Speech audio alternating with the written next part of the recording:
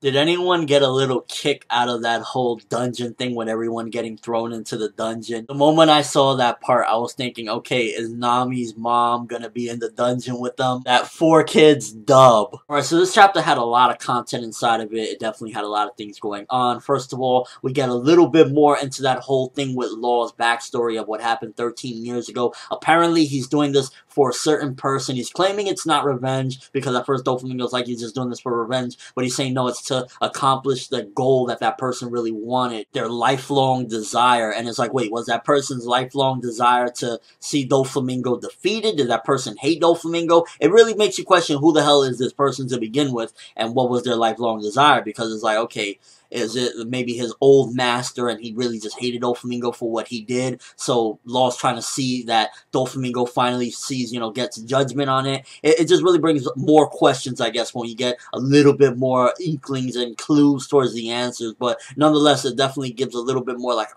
more interest and more like, what the fuck happened, and will Law be able to withstand Doflamingo? It was kind of smart though, because I think he took Jola's heart while she was like trying to get away, so at least he has some sort of, I guess you could say, ransom he could possibly use. Although Doflamingo, I'd imagine, push came to shove and he really needed to win this one, he would have to sacrifice her, and he would do so, even though it probably would hurt him, because at this point it's safe to say that he really does care for his people, and it would really hurt him to see them die, at least his people anyway. I really like how Nami's ability works perfect to kind of get Doflamingo away from them.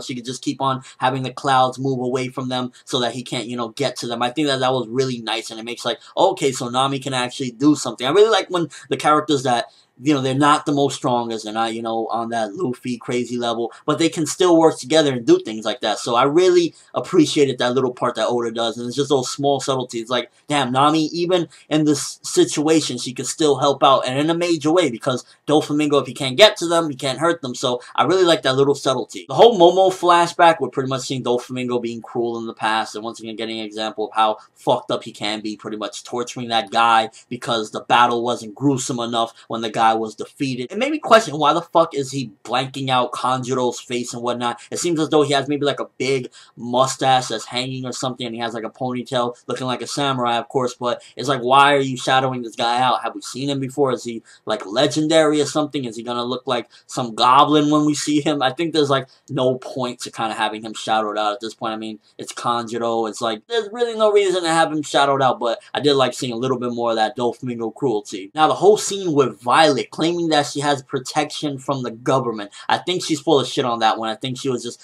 kind of trying to tell Sanji so that he can go, and I think she's, basically moving on her own with her own grudge, so to speak. And it made me wonder, because when they were looking at the screen and all the people were like, yeah, die, girl, she shot at the screen with Rebecca on the screen. So it's like, either does she have a grudge against Rebecca, or did she shoot the screen because they were looking at Rebecca and saying those things? It's like, what's up with that? Maybe, she could be related to Rebecca or something, maybe a sister or cousin or something, but it really did have me wondering, like, why the fuck in particular did she shoot the screen? And then she's heading towards the palace, even though she told Sanji that she was going to head towards the port and that she had protection from the government. Heading towards the palace means that she's probably either running with a grudge, or she's going to try to do one last thing before maybe she dies or something. And it's like, what the fuck? She don't have the powers to like go up against any of these people, and it's like, maybe there's already some sort of setup with the government or something. I don't know, but it just really made me, again, have more questions. I guess this chapter brought up a lot of questions, because it's like, she shot the screen, so it's either she has some sort of relation to Rebecca, either she knows her and she was like, fuck these people screaming at her, you don't get to look at her, or she has a grudge against Rebecca and the people. And then also, why the fuck did she lie and say she was going to the port and she has protection from the government when she's really going to the palace? So brought up more questions than it answered, again, but keeps the interest going, I guess. Bartolomeo, I don't care what anyone says, he's a bitch or whatever. I love this guy, he is hilarious, and this is how most OP fans would be if we got to meet Zoro in fucking real life or some shit. He's just there crying, "Sabi ka na ngayon, nagwam." It's like, I love Bartolomeo. Although I really do hope Luffy gets aware of the situation and everything that's going on outside of the Coliseum soon. We got serious shit on our hands, and Luffy is unaware of everything, so hopefully Bartolomeo can get the fucking tears out of his eyes,